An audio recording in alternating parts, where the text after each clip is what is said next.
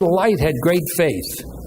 But you know what? He says, the promises to the fathers are confirmed. God will surely, he said.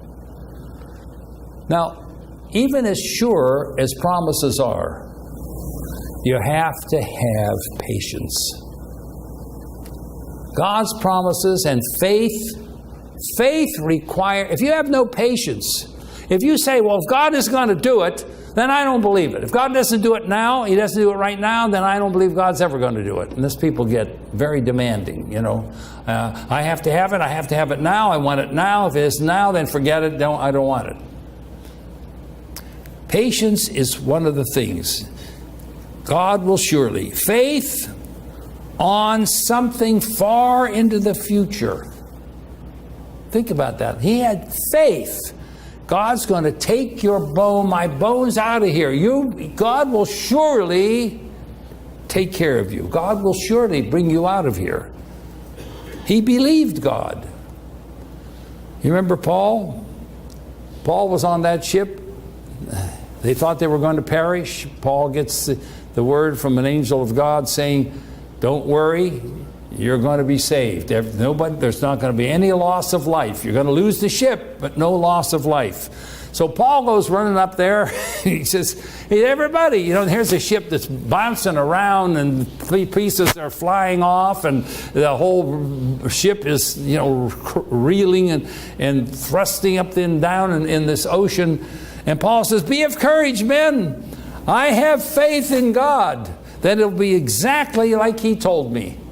We're not going to lose any life.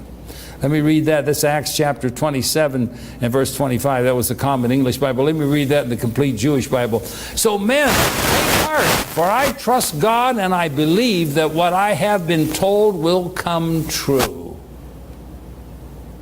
I believe God. You believe God.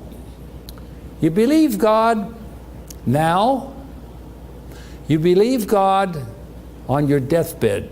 Joseph was dying. You believe God when you're dying. He believed God. He was dying. I won't be here. I'm dying. Here's what I want from you. God will surely take care of you. God will surely take you out of here to the place that He promised Abraham, Isaac, and Jacob. Swear to me that you'll take my bones. He's talking about something He's not seen. He's talking about something He will not see. He will not be there. He'll be dead. Gone.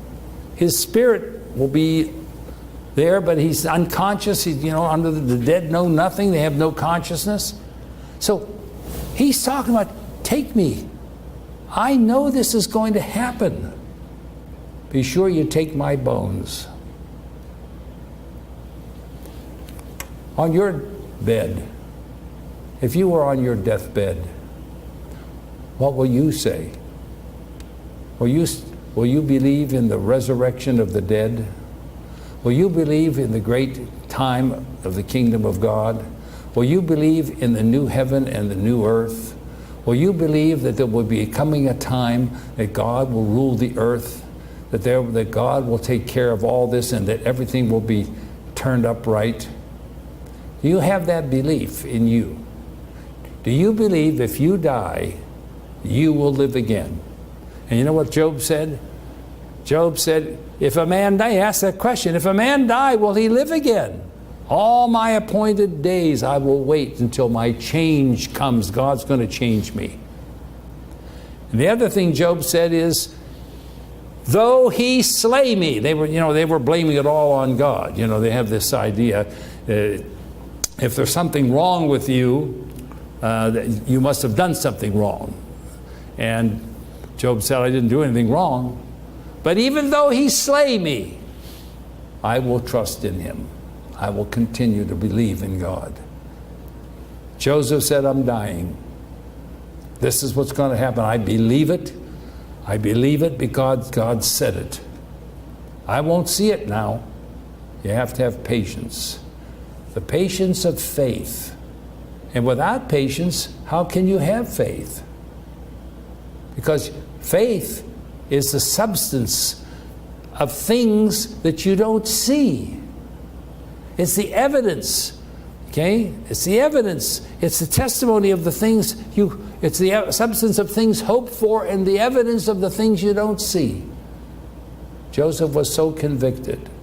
He won approval through his faith. A man of faith. A man not afraid of his commitment to God. May we take a look at that example and let it infuse itself in us.